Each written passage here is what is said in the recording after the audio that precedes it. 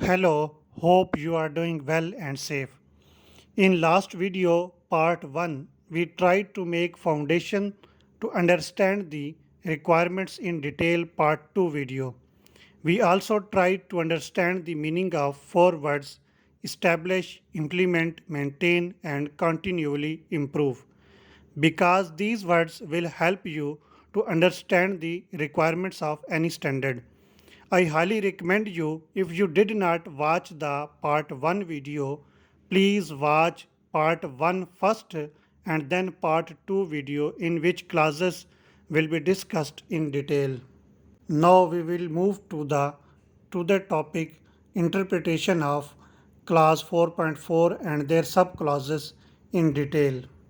ISO 9001-2015 Class 4.4 Quality Management System QMS and its processes. Clause 4.4.1 says the organization shall establish, implement, maintain, and continually improve a quality management system, including the process needed and their interactions in accordance with the requirements of international standard. The organization shall determine the process needed for the quality management system and their application throughout the organization. This means कि standard requires the organization to establish a process-based management system and required to be maintained and continually improved. The clause sets out a high-level requirements for the design of such process-based management system.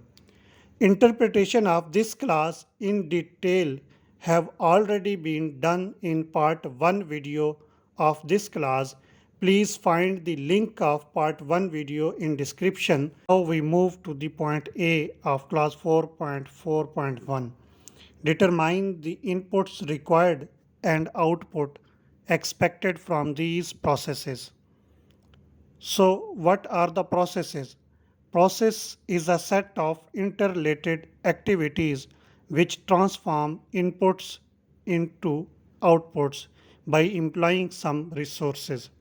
The simplest flow diagram is given inputs and done interrelated activities that is called processes and get out the product or services. So standard is demanding here that whatever the processes are undergoing in your organization, determine the process and their inputs and expected outputs.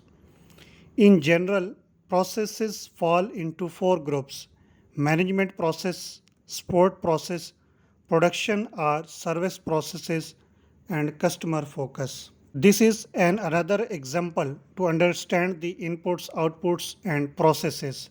Here we see inputs that need to be predetermined and processes, process 1, process 2. So interrelated activities and interaction of processes and get out the expected outputs that is also need to be predetermined as requirement of the standard. So inputs, raw material, resources, customer needs and expectation, etc. And what we get in as a output, product, service, decision are result of quality management system. The point B, determine the sequence and interaction of these processes. So when we first list out the processes in our organization, then we have to need to make a interaction and sequence in these processes to get out the intended results. We will try to understand the sequence and interaction of processes by a simplest flow diagram. We have received a order from market. This is also a process. And then on the basis of market order, sale order is generated. And then if we check the stock, if available, then dispatch the order. If not available, raise the production order and done to dispatch order. Like this flow diagram, there should be a sequence and interaction of all the processes that are identified by yourself in your organization for the implementation of quality management system. And point C, determine and apply the criteria and methods including monitoring, measurement and related performance indicator needed to ensure the effective operation and control of these processes. This means once you have identified the processes and their inputs and expected outputs, then there should be checks and KPIs to evaluate the performance of the operations and effectiveness of these processes.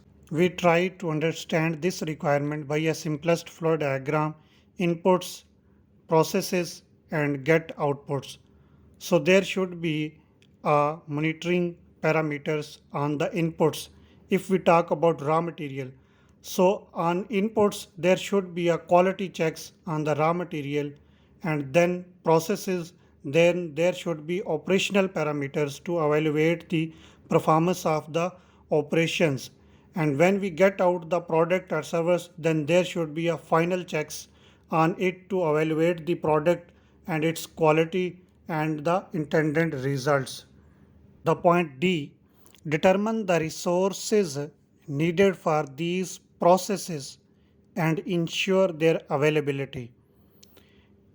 Means establish the resource needed for these process and ensure their availability.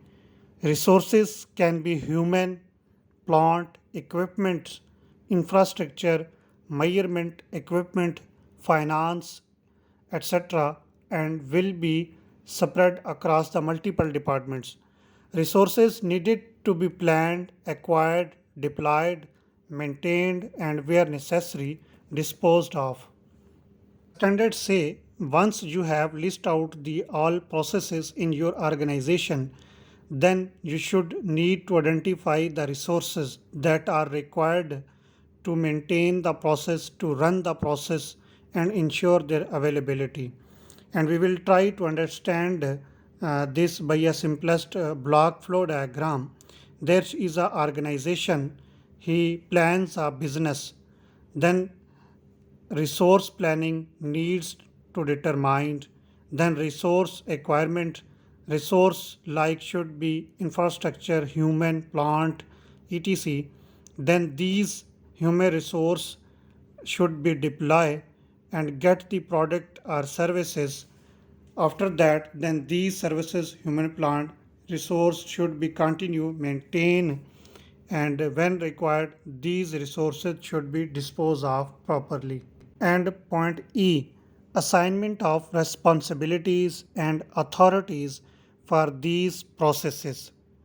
This means once you have identified the processes, their inputs and expected outputs, and you also identified the resources and acquired the resources as well, then this standard say give them assignments, responsibilities, and authorities to monitor the process and take action in case of any deviation or non-conformance during the processes when we are converting the inputs into the expected output.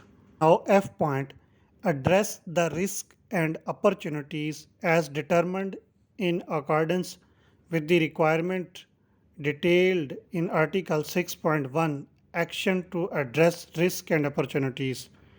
This means address the risk and opportunities that can be determined during the processes, operations, at the inputs, at the outputs should be identified and address them to avoid any non-compliance so that the intended result could not be affected.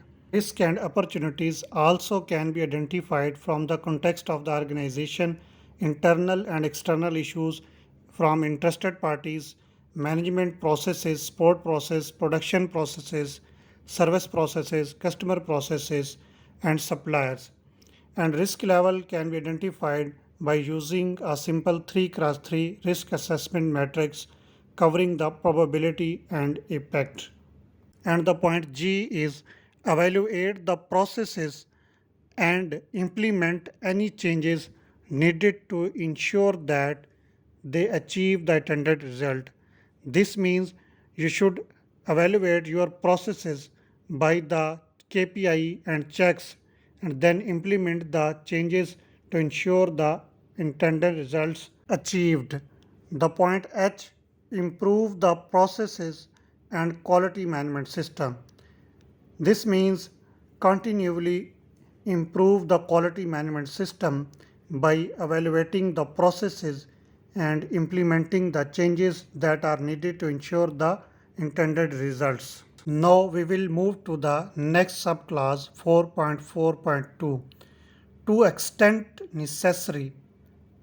This means जहाँ तक ज़रूरी है the organization shall maintain documented information to support the operation of its processes.